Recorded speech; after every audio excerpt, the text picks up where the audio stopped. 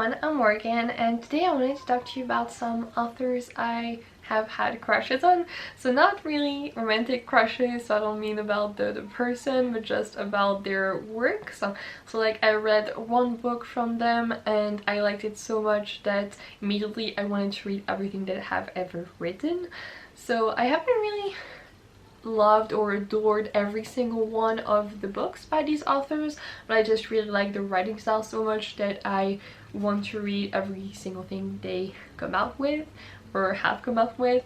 So I'm going to tell you about these authors because I actually wanted to put them in my auto-buy authors, but I haven't read enough by them to really know if they are auto-buy authors, so I put them in this category separately, and I'm going to tell you about those. So the first one I thought about is Alice Smith. So I read The Accidental by her in my video of reading the books that had the lowest ratings on my TBR, and that was the only book that I actually liked of this video, so it still wasn't amazing, but I really did like it, and especially the writing style, which was basically stream of consciousness, which I tend to like.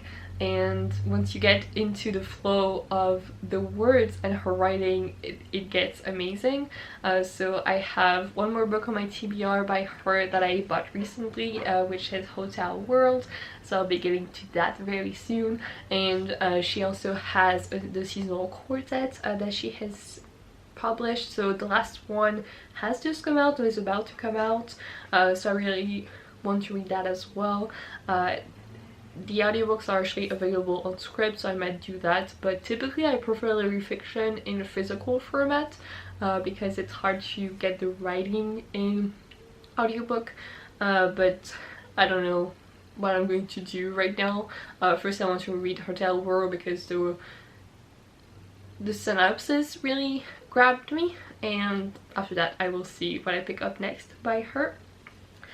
Then I have Marlon James, and I've only read A Brief History of 7 Killings by him, but this was one of my favorite books a few years ago. I think it was in 2017, and this is so violent, however, so I would not recommend it to everyone, but I really like this. If you don't know, this is the story that is inspired by the murder of Bob Marley, and it deals a lot with that and just a lot of violence, sexual violence also in Jamaica at the time, and I thought it was really amazing and I loved his writing style. I did actually try to read Black Leopard Red Wolf by him a few weeks ago, and I wanted to vlog it, but I ended up DNFing it because this was too much for me or anyone, I think, so I just scratched the footage and got rid of that book because I really didn't like it. I will talk about it more in my seasonal DNFs, but this was not for me, unfortunately, but I'm not mad that I tried to read it, however, and some things I didn't hate, but ultimately I could not continue. But I will try to read more about Marlon James, and I think some of his other books might be better. I'm not sure anymore what else he has written. I think he has written the Book of Night Women, but I'm not entirely sure, and some other books in his backlist, so I have quite a few to go through still. Then I have Candice Cartier-Williams, who is the author of Queenie that I have read recently. I really like this book and I wasn't expecting to. This was, I don't really have to describe it, like it had a lot of drama and it dealt a lot with this main character Queenie, who was sort of depressed and repressing things also, so we followed her trying to make better choices and just get on with life because she was really struggling. And I really appreciated, like, I liked the writing and just the different characters that we had, especially like her friends. One of her friends was terrible, but the other ones were really great. And I don't know, I think she was she's a promising writer. This was her debut and I'm really looking forward to what she writes next. Quite similarly, I have Kelly Reid on my list, who is the author of Such a Fun Age, which has been getting rave reviews. I didn't really love it as much as everyone did, I think, but I did really appreciate some aspects of it, and the writing style I enjoyed. I just had a few issues with some of the characters and the way they acted. I didn't think it was really genuine. Like, I couldn't imagine someone acting like Alexis? I don't remember her name anymore, the white woman that the main character was working for. I thought it was kind of weird, but besides that, like, I really enjoyed myself in this book, and I also really like the character, these strong black women, which is sort of a cliche, but also seem really true. Like, I could imagine some people that I knew in them, so I think that was pretty good, and I am looking forward to what she writes in the future. Then I have another debut author, and that is Martina Arcady. She is the author of A Memory Called Empire, which I read earlier this year and adored. That book was just so amazing. It's probably going to be in my best books of this year because it's that good. Because not only is it sci-fi, but it's also a murder mystery, so you are really into the book from beginning to end.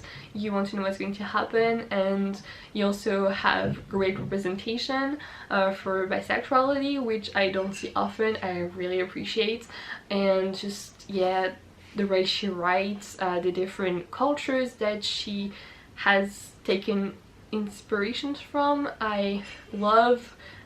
Basically, I loved everything about this book, and I could talk about it for ages.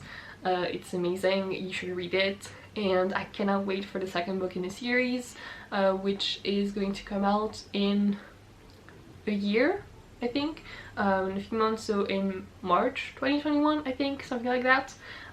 So I'm so excited for that. Then I have Lily King, who wrote Writers and Lovers, which I loved this year, and she has a few books on her backlist.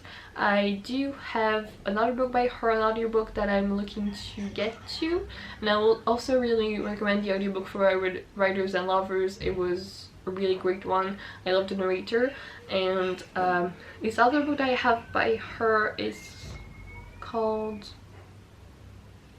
something. I pull it here, but this one I'm looking forward to read pretty soon.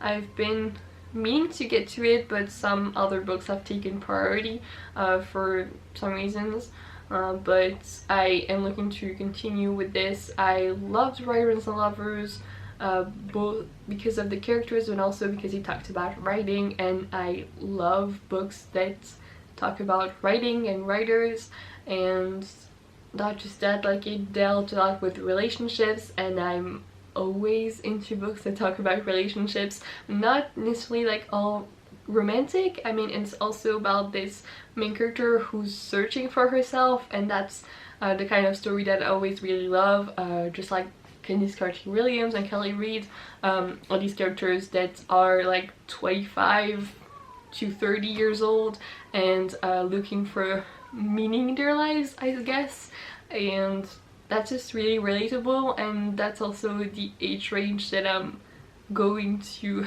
get into very soon, so I guess I can relate, and I don't know, I really enjoy these characters and these authors.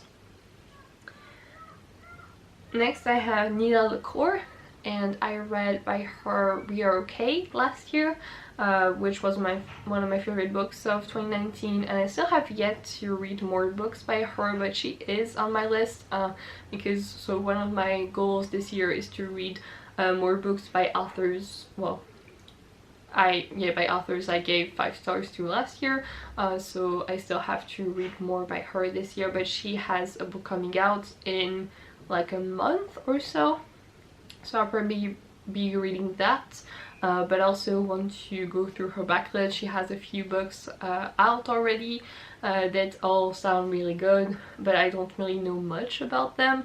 But yeah, We Are Okay was about this girl who was struggling with the death of her grandpa who she was living with, and she's also struggling with her sexuality.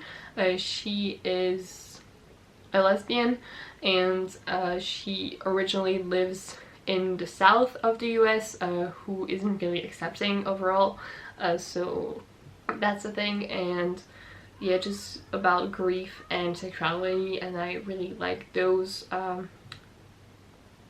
kinds of YA. Then I have Liz Moore, who wrote some book that I can't remember the title of that I read at the beginning of the year. I read her latest release, so that came out in January, and I also really want to read her previous book, the only other one that she has written, which is called The Unseen World. I have heard so many people rave about this over the years. It's been out since 2016, I think, something like that, and I have no idea what it's about really, but I think it's about two sisters, and that's kind of all I know. But I love books that deal with relationships, be it between a family or between romantic partners or whatever. I love it all.